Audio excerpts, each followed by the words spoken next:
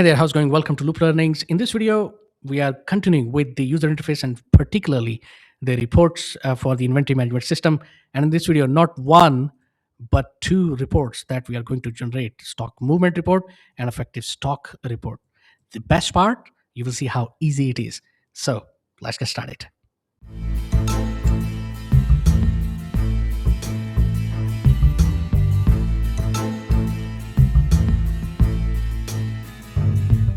So we have already created this template. When I say template, I mean the color scheme, the design aesthetic, the buttons, everything I'm talking about. So now the creation of the reports should be much easier. We'll simply have to change what's in the body of the report. Everything else we can just modify, and that's it. Now let's go ahead and quickly make these two reports, and we'll close this one as well. I'm going to copy this. I'm going to paste in right here. Okay, we're going to call it stock movement report. Okay, actually, I don't need to type the full word report. We can keep it simple with R. Now, the stock movement is basically what's coming in, what's going out, what's this for each stock item, by the way, and what do we have currently in our hand.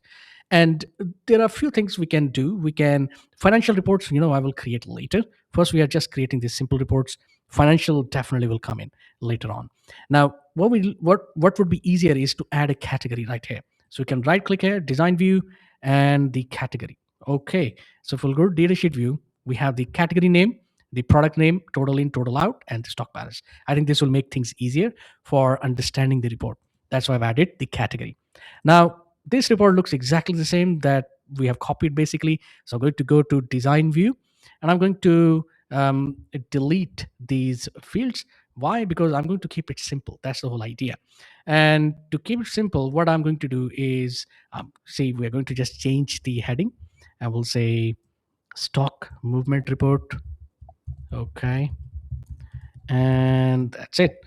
And the caption of the report itself, we can stock movement. Okay. So that's done. Now I'm going to get rid of this category wise view because we don't need it. I would also delete this line. We will have it again. And I'm going to go to the data tab of the property sheet, and we're going to assign the stock balance key, which is the query that we are referring to. So report design and the add existing fields, product ID, category, product name, total in, total out, stock balance. We'll keep things simple. I mean, I could use the same fields and I could just change the names and everything else, but it would be wasting time, to be honest. Sometimes when we copy, we kind of forget to change something, and then later on we realize that we have done a mistake. So rather than spending time on fixing it, I just delete and I create the new fields. That's how I do it. Maybe you find it easy to just duplicate. Anyway, so right click, change to text box, and now I'm going to select all, and we're going to change the view layout to tabular. There you go. Okay, so we'll select all of this and we'll bring right here. Okay, we'll bring right here. Now we're going to select again, and we're going to select these. Oh, let's select all. Let's properly align it first. So product ID, we will narrow it down a little bit. We don't need this much width. Category, yeah, we can increase the width. Product name, definitely we'll increase the width. Okay, and then the stock balance, not that much, to be honest. Category we can reduce. The product name sometime could be bigger, and these fields also we can reduce the width, definitely. So from 3.005 centimeter to, let's say, 2.8. No, that would be too less. 2.5. Okay, 2.4. Yeah, okay, that's fine. Okay, so let's bring these, let's select all of these, go to the home tab, and we change the color to make it full black, and we select all. We again go to home tab, we change the font size to probably 9. We make them bold, and we reduce the height of the labels as well. Now we can select these, we can make them centered, and we say total in and total out. Let's give a little spacing, and right here the stock balance. Would it fit? Yeah, kind of fit. Okay, so product name, we gave a little bit of spacing. Category is fine. Let's increase the height because the font or the text is kind of okay.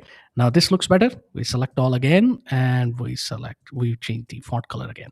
We go to report design, we pick the line, and we simply keep pressing the shift button on the keyboard.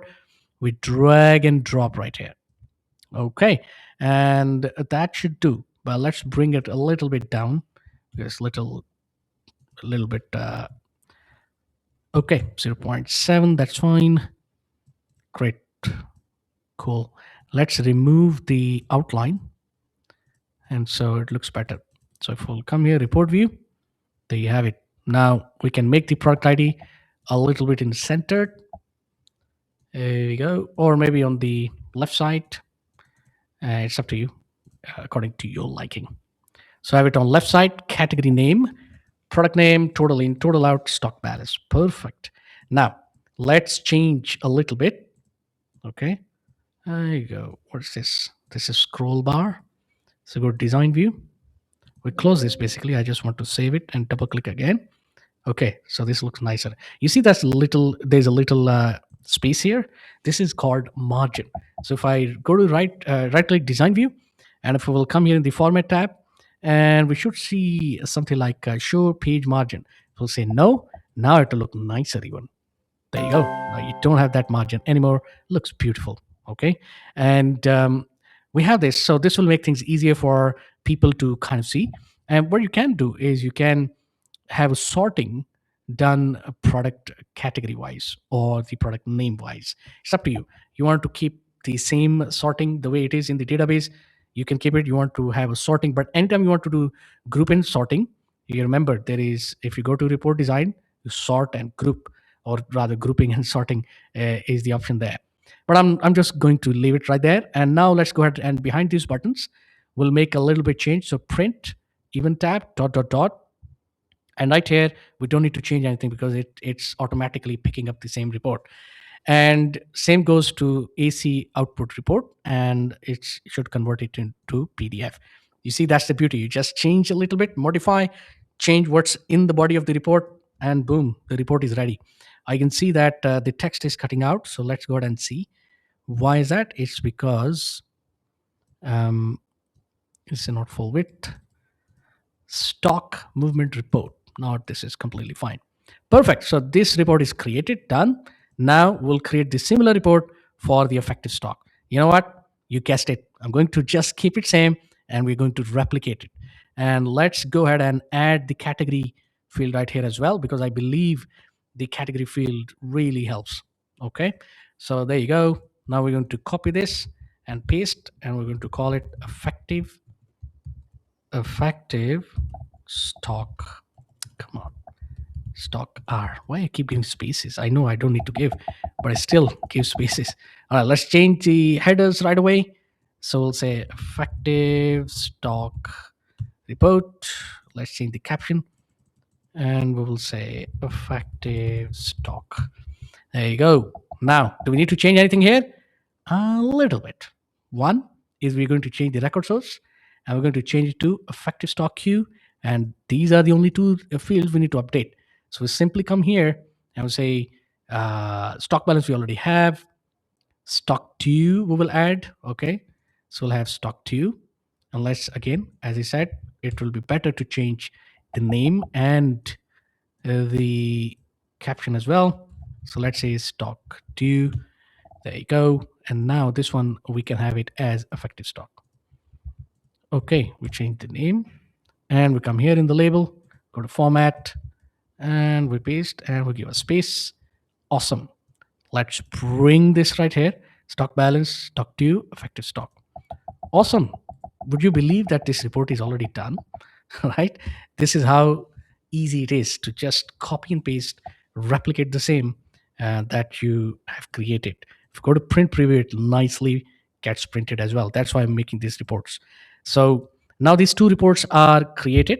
You got the idea. You create the rest of the reports in a similar fashion, because these are transactional reports and you want to see the data in terms of the quantity, and it's always helpful.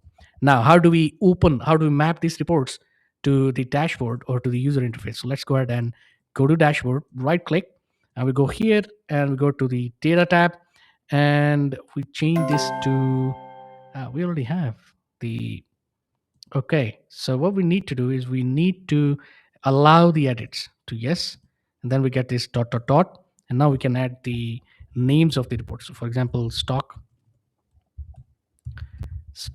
movement report, and then effective stock. Come on. Okay, there you go. Let's copy this one of the name. We'll click OK. The reason I allow edits I turn off, if I'll go here and if I click here, you see these little button, so people can simply come here and copy and paste. So for the development purpose, I'm going to leave it right now, but we are going to turn it off so user don't update this list of items by themselves. So we'll copy this and we go to design view. Come here, we go to the event tab, after update event dot dot dot, and right here we are in this VBA.